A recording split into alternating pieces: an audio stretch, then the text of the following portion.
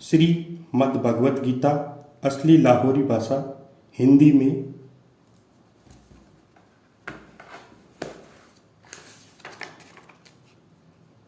गोवर्धन प्रकाशन कांजीपाड़ा मथुरा।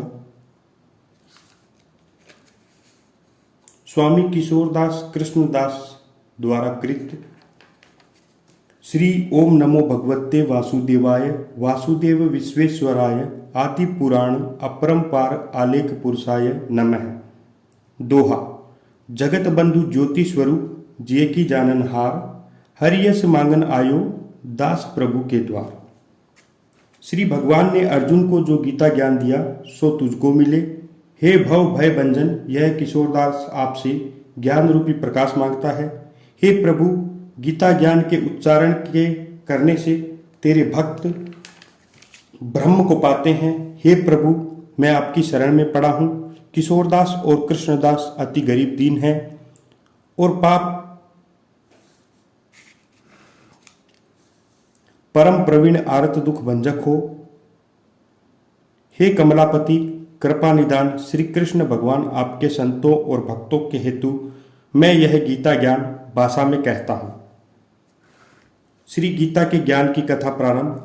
जब कौरव और पांडव महाभारत के युद्ध को चले तब राजा धृतराष्ट्र ने कहा, मैं भी युद्ध को देखने चलूंगा। तब व्यास जी ने कहा, हे राजन, नेत्र के बिना क्या देखेंगे। राजा धृतराष्ट्र ने कहा, प्रभु जी, देखूंगा नहीं तो स्वर्ण तो करूंगा। तब व्यास जी ने कहा, हे राजन, आपका सारथी संजय जो कुछ महाभारत के युद्ध की लीला कुरुक्षेत्र में होगी सो यहां बैठे ही स्वर्ण करावेगा। व्यास देव जी के मुख से यह वचन सुन संजय ने विनती करी, हे प्रभु, यहां हस्तिनापुर में बैठे कुरुक्षेत्र की लीला मैं कैसे जानूंगा तथा राजा को किस भांति कहूंगा। तब व्यास जी ने प्रसन्न होकर संजय को यह वचन दिया कि हे संजय, मेरी कृपा से तुझे यहां ही सब दिखाई देगा। व्यास जी के इतना कहते ही उसी समय संजय की दिव्य दृष्टि हो गई और बुद्धि भी दिव्य हो गई। अब आगे महाभारत का कौतुक कहते हैं सो सुनो। 7 अक्षौहिणी सेना पांडवों की और 11 अक्षौहिणी सेना कौरवों की, यह दोनों सेना कुरुक्षेत्र में जहां एकत्र हुई है। धृतराष्ट्र ने पूछा, हे संजय, धर्म के क्षेत्र में कुरुक्षेत्र में युद्ध की इच्छा से एकत्र हुए मेरे और पांडु के पुत्रों ने क्या किया। संजय ने कहा, पांडवों की सेना को व्यूहित देखकर दुर्योधन आचार्य द्रोण के समीप जाकर कहने लगे, हे आचार्य, देखिए आपके शिष्य बुद्धिमान द्रुपद पुत्र ने पांडवों की बड़ी सेना की कैसी व्यूह रचना की है। इस सेना में अर्जुन, भीम जैसे बड़े बड़े धनुषधारी वीर, विराट, महारथी, द्रुपद, धृतकेतु, चेकितान, बलवान, काशीराज, पुरुजित, कुंती भोज, नरों में श्रेष्ठ सेव्य, पराक्रमी, युधामन्यु, बलवान, उत्तमोजा, अभिमन्यु और द्रौपदी के पुत्र सबके सब महारथी हैं। हे ब्राह्मण श्रेष्ठ, आपके शरणार्थ अब मैं अपनी सेना के प्रधान सेनापतियों के नाम बताता हूँ। आप भीष्म, कर्ण, युद्ध विजयी, कृपाचार्य, अश्वत्थामा, विकर्ण, सोमदत्त का पुत्र भूरिश्रवा और बहुत से शूरवीर मेरे लिए प्राण तक देने को तैयार है। ये लोग शस्त्र चलाते अति निपुण हैं और सब युद्ध विद्या में प्रवीण हैं। हमारी सेना का जिसके भीष्म रक्षक है अपरिमित बल है और उनकी सेना जिसके भीम रक्षक थोड़ा बल है। अब आप सब अपने अपने मोर्चों पर सावधान रहकर सेनापति की रक्षा कीजिए। भीष्म पितामह ने दुर्योधन को प्रसन्न करते हुए और ऊंचे स्वर में गरजते हुए शंख बजाया। फिर वहां चारों ओर शंख, नगाड़े, ढोल, गोमुखादि अनेक बाजे बजने लगे, जिनका बड़ा भयंकर शब्द हुआ। जिनके अनंतर सफेद घोड़ों के बड़े रथ पर स्थित माधव श्री कृष्ण और पांडव अर्जुन ने भी दिव्य शंखों को बजाया। श्री कृष्ण ने 5 जन्य और अर्जुन ने देवदत्त नामक शंख को और भीषण कर्म करने वाले भीम ने पौंड्रक नामक बड़े भारी शंख को बजाया। कुंती पुत्र राजा युधिष्ठिर ने अनंत विजय, नकुल ने सुघोष और सहदेव ने मणिपुष्पक और धनुर्धर काशीराज, शिखंडी, धृष्टद्युम्न, विराट, अपराजित, सत्याकी, राजा द्रुपद और द्रौपदी के पांचों पुत्रों और महाबाहु अभिमन्यु, इन सब वीरों ने अपने अपने शंखों को बजाया। उन शंखों के भारी शब्दों से आकाश और पृथ्वी गूंज उठे और धृतराष्ट्र के पुत्रों के हृदय कांप उठे। हे राजन, अर्जुन ने कौरवों को युद्ध के लिए प्रस्तुत देखकर धनुष उठाकर श्री कृष्ण से कहा, हे अच्युत, मेरा रथ दोनों सेनाओं के बीच में खड़ा कीजिए, जिससे मैं युद्ध करने वालों को देख लूं कि इस रणभूमि में मुझे किन किन के साथ युद्ध करना है। दुर्बुद्धि दुर्योधन की प्रीति करने वाले जो युद्ध के लिए यहां एकत्रित हुए हैं, उनको देखूंगा। संजय ने कहा, हे राजन, अर्जुन की बात सुनकर श्री कृष्ण ने भीष्म, द्रोण आदि वीरों के सामने उत्तम रथ को खड़ा करके कहा, हे वीर, युद्ध के लिए अधत्त इन कौरवों को देख। अर्जुन के चाचा, बाबा, गुरु, मामा, भाई, पुत्र, पौत्र, मित्र, ससुर और स्वजनों को शस्त्रों से सुसज्जित खड़े हुए देखा।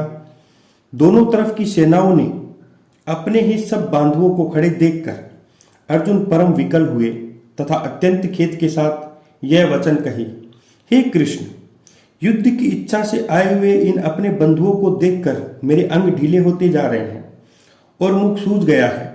मेरा शरीर बेकल होता जा रहा है, रोमांच खड़े होते जा रहे हैं, गांडीव हाथ से गिरा जाता है, त्वचा जली जा रही है। हे केशव, मुझमें यहां खड़े रहने का सामर्थ्य नहीं है। मेरे मन चक्कर खा रहे हैं और सब लक्षण उल्टे दिखाई दे रहे हैं और संग्राम में अपने स्वजनों का वध करके कोई लाभ नहीं होगा। हे कृष्ण, मैं जीत, राज्य और सुख भी नहीं चाहता। हे प्रभु, हमको राज्य, भोग तथा जीवन से क्या काम है, क्योंकि जिनके लिए राज्य, भोग और सुख की इच्छा की जाती है, वे सब इस युद्ध में प्राण और धन की ममता छोड़ मरने को तैयार है।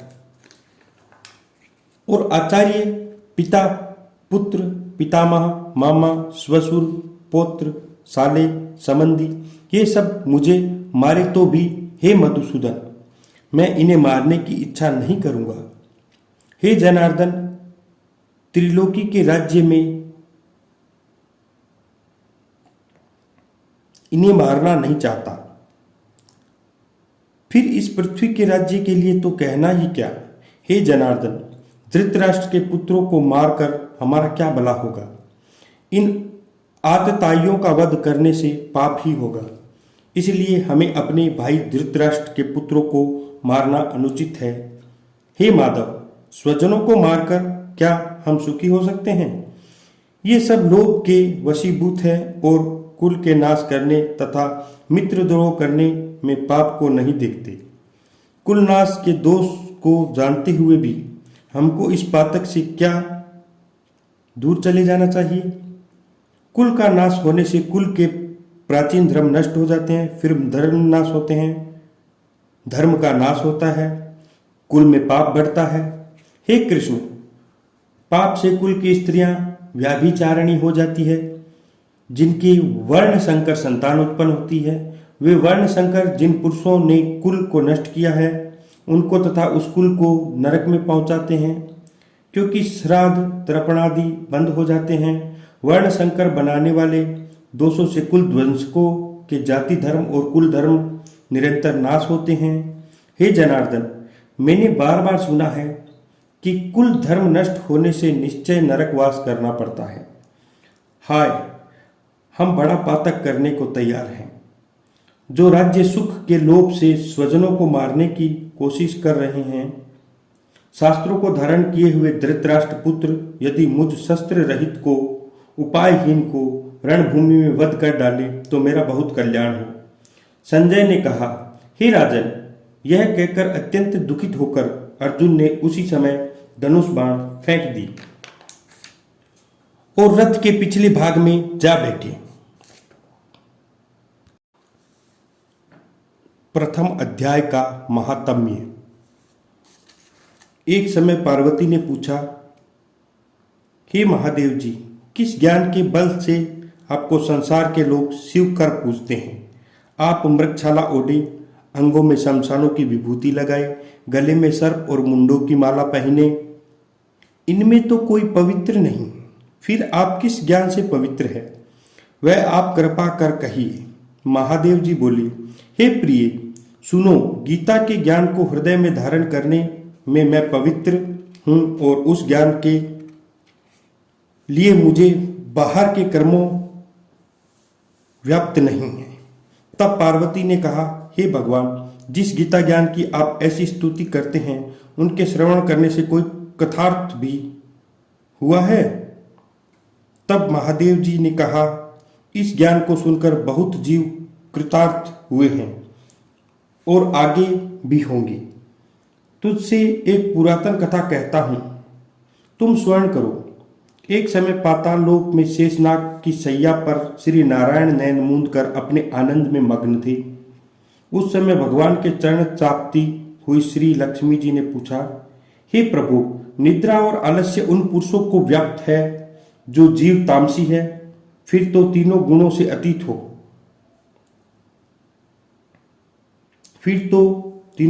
अतीत हो। श्री नारायण प्रभु वासुदेव हो, आप जो नेत्र मूंद रहे हो, ये मुझको बड़ा आश्चर्य है। श्री नारायण जी बोले, हे लक्ष्मी जी, तुझको निद्रा आलस्य नहीं व्यापता। एक शब्द रूप जो भगवत गीता में, उसमें जो ज्ञान है, उसके आनंद में मैं मग्न रहता हूँ। जैसे 24 अवतार मेरी आकार रूप है, तैसे ये गीता शब्द रूप अवतार है। इस गीता में मेरे अंग इस तरह हैं, 5 अध्याय मेरा मुख है, 5 अध्याय मेरी भुजा है, 5 अध्याय मेरा हृदय मन है और 16वां अध्याय मेरा उदर है, 17वां अध्याय मेरी जंघा है, 18वां अध्याय मेरे चरण हैं। गीता के जो श्लोक है सो मेरी नाड़ियां हैं और जो गीता के अक्षर है सो मेरे रोम हैं। ऐसे में मेरा शब्द रूपी गीता ज्ञान है, जिनके अर्थ को मैं हृदय में विचारता रहता हूँ और बहुत आनंद को प्राप्त होता हूँ। श्री लक्ष्मी जी बोली, हे नारायण जी, जब श्री गीता का इतना ज्ञान है तो उसको सुनकर कोई जीव कृतार्थ भी हुआ है, सो मुझको कहो। तब नारायण जी ने कहा, हे लक्ष्मी जी, गीता ज्ञान को सुनकर बहुत जीव कृतार्थ हुए हैं, सो तू श्रवण करो। शुद्धवर्ण एक प्राणी था जो चंडाल के कर्म करता था और तेल लवण का व्यापार करता था। उसने एक बकरी पाली। एक दिन वह बकरी चराने का बाहर गया, वृक्षों के पत्ते तोड़ने लगा। वहां सर्प ने उसे डस लिया, तत्काल उसके प्राण निकल गए। मरकर उसने बहुत नरक भोगे, फिर बैल का जन्म पाया। उस बैल का भिक्षुक ने मोल ले लिया। वह भिक्षुक उस पर चढ़कर सारा दिन भीख मांगता। जो कुछ भिक्षा मांगकर लावे वह कुटुंब के साथ मिलकर खावे। वह बैल सारी रात द्वार पर बंधा रहे, उसके खाने पीने की भी खबर ना लेवे। कुछ थोड़ा सा भूसा उसके आगे डाल देवे। जब दिन चढ़े फिर बैल पर चढ़कर मांगता फिरे। फिर दिन गुजरे तो वह बैल भूखा मरे और भूख मर के गिर पड़ा, पर उसके प्राण छूटे नहीं।